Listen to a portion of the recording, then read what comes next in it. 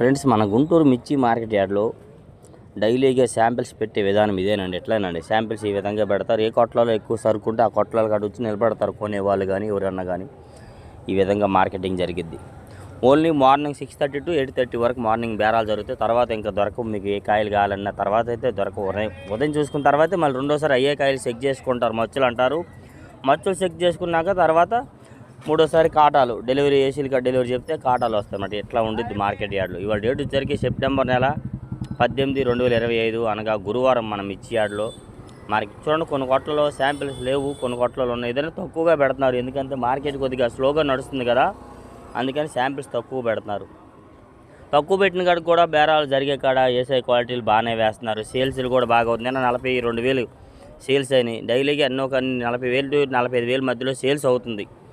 Market slow ఉన్నా speed ఉన్నా ఏదైనా కానీ. ఈ విధంగా ఫుల్ వీడియోలో మీకు పూర్తి వివరాలు అప్లోడ్ చేస్తూ ఉన్నాను. డైలీగా చూసి తెలుసుకోండి, లైక్ చేయండి, సపోర్ట్ చేయండి.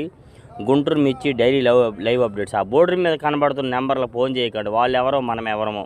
మీరు ఆ నెంబర్ ఫోన్ చేస్తే అవ్వదు, మన ఛానల్లో ఉండిద్ది. చెక్ చేయండి, నెంబరు చెక్ చేస్తే నెంబర్ ఉంటుంది, కాల్ చేయండి. వాళ్ళు ఎవరికో మీకు చేసిన అనవసరం కదా, ఎవరికి అవసరమైనా కానీ.